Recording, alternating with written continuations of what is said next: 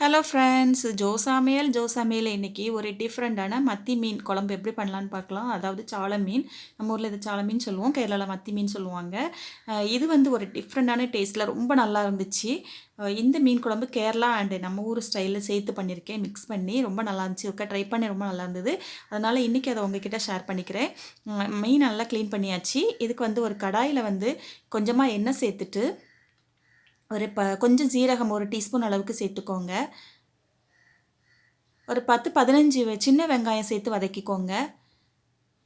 அதோட சேர்த்து நல்லா வதக்கிக்கலாம். அப்புறம் ஒரு 4, 5 காஞ்ச மிளகா அதையும் சேர்த்து நல்லா வதக்கிக்கலாம். இந்த மீன் வந்து ரொம்ப ஹெல்த்தியானது. சின்ன தக்காளி சேர்த்துக்கலாம். ஒமேகா 3 ஃபேட்டி ஆசிட் இருக்கு. அதில வந்து நல்லா நல்ல ஆயிலியான ஃபிஷ் வந்து ரொம்ப சத்துள்ள மீன் இது. பெரிய மீனை விட இது ரொம்ப சத்துள்ளது.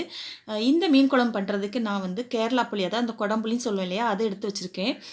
இது வந்து டயட் ரெசிபி. ஒரு டயட்டில் இருக்கவங்களுக்கு ரொம்ப நல்லது. நம்ம ஊர் புளியை விட இந்த புளி வந்து உடம்பு வெயிட் போடாது. அந்த புளியை நான் 2 துண்டு எடுத்து தண்ணியில் ஊற வச்சுருக்கேன். அது கூடவே கொஞ்சம் மாங்காய் சேர்க்க போகிறேன். நம்ம தக்காளி சேர்த்துருக்கோம். அதெல்லாம் பார்த்து புளி சேர்த்துக்கலாம். நல்லா பெரிய பீஸ் எடுத்திங்கன்னா ஒரு புளி கூட போதும் இந்த குழம்புக்கு. சின்னதாக 2 பீஸ் எடுத்திருக்கேன். இப்போ இந்த மசாலாவை அரைச்சிக்கலாம். இப்போ நம்ம என்னோடய ஃபேவரட் மண்சட்டியில் தான் வைக்க போகிறேன். மண்சட்டி வந்து நான் வந்து இந்த மண்சட்டி என்ன ஸ்பெஷல்னால், நான் விறகடுப்பில் சீசனிங் பண்ணது. விறகடுப்பில் நல்லா வெந்நீர் போட்டு அப்புறம் பருப்பெல்லாம் வச்சு அந்த மாதிரி சீசனிங் பண்ணது. விறகடுப்பில் சீசனிங் பண்ணால் தான் மண்சட்டியோட ஒரிஜினல் அந்த டேஸ்ட் கிடைக்கும். ஆனால் அது முடியாதவங்க நம்ம ஸ்டவ்லேயே சீசனிங் பண்ணிக்கலாம். இதுக்கு வந்து நான் ஒரு கொஞ்சமாக எண்ணெய் சேர்த்துக்கிறேன். நான் ஆக்சுவலாக மண்சட்டியில் வந்து எண்ணெய் ஊற்றி தாளிக்க மாட்டேன். ஏன்னா அந்த எண்ணெயெல்லாம் அப்படியே உள்ளே இறங்கிக்கும். அதனால் நான் இன்றைக்கி வந்து சும்மா வீடியோ எடுக்கிறனால தாளிக்கிறேன். எப்போவாச்சும் தான் அந்த மாதிரி தாளிப்பேன். தனியாக தாளித்து ஊற்றுவேன். கடுகு, உளுத்தம்பருப்பு, வெந்தயம் அதெல்லாம் சேர்த்து நல்லா வதக்கிக்கலாம். அப்புறம் கொஞ்சம் நசுக்கின பூண்டு சேர்த்துக்கலாம். சேர்த்துட்டு சின்ன வெங்காயம் தாளிக்கிறது ஆக்சுவலாக நம்ம என்ன தாளிப்போமோ அந்த மாதிரி சின்ன வெங்காயம், கருவேப்பிலை அதெல்லாம் சேர்த்து தாளிச்சிக்கலாம். 2 பச்சை மிளகா, கொஞ்சம் கருவேப்பிலை சேர்த்து நல்லா தாளிச்சுக்கணும். இந்த மீன் வந்து ரொம்ப நல்லது உடம்புக்கு.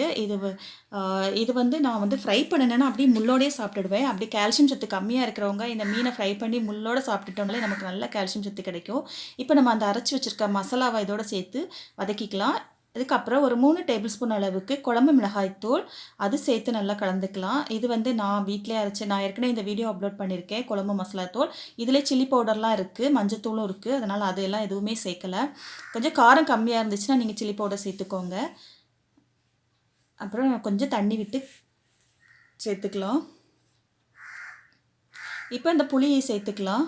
புளியை வந்து அப்படி தான் சேர்க்கணும், கரைச்சி ஊற்றணும் அப்படின்லாம் கிடையாது. அப்படியே முழுசாகவே சேர்த்துக்கலாம். இதுக்கு தேவையான அளவு கொஞ்சம் தண்ணி சேர்த்துக்கலாம். சேர்த்துட்டு கொஞ்சமாக உப்பு சேர்த்துக்கலாம். நல்லா கொதிக்க ஆரம்பிச்சிருச்சு.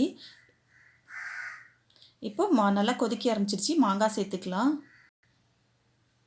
இப்போ மீன் சேர்த்துக்கலாம். மீன் நல்லா க்ளீன் பண்ணி வச்சுருக்கேன். அந்த மீனை சேர்த்துக்கலாம்.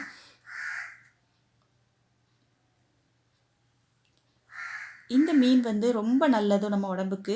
குட்டியாக இருந்தாலும் இதோட கடுகு செத்தாலும் காரம் பெருசுன்னு சொல்லுவாங்கல்ல, அந்த மாதிரி இது சின்னதாக இருந்தாலும் ரொம்ப ஹெல்த் பெனிஃபிட்ஸ் உள்ள மீன். நல்லா மூடி வச்சு கொதிக்க வச்சிடலாம். இந்த குழம்பு வந்து ரொம்ப டேஸ்ட்டாக இருந்தது. கொஞ்சம் காரம் கம்மியாக இருக்குது, அதனால் நான் காரம் சேர்த்துக்கிறேன். மீன் குழம்புனாலே நல்லா கொஞ்சம் புளி, உப்பு, காரம் இருந்தால் தான் டேஸ்ட்டாக இருக்கும். நான் கொஞ்சம் மிளகாத்தூள் சேர்த்துக்கேன். நீங்களும் இந்த மீனை வந்து ட்ரை பண்ணுங்கள் இந்த மெத்தடில். இந்த குழம்பு வந்து ரொம்ப டேஸ்ட்டாக இருந்துச்சு. உண்மையிலே ரொம்ப டிஃப்ரெண்ட்டாக இருந்துச்சு. நான் இதுக்கு தேங்காய் சேர்க்கலை. நாங்கள் திருநெல்வேலி அந்த சைடெலாம் கொஞ்சம் தேங்காய் சேர்த்து தான் மீன் குழம்பு வைப்போம். நாகர்கோவில் அந்த சைடெலாம் நான் தேங்காய் சேர்க்காம தான் வச்சுருக்கேன். இந்த வீடியோ பிடிச்சிருந்தா என்னோடய சேனலை சப்ஸ்கிரைப் பண்ணுங்கள். தேங்க்யூ.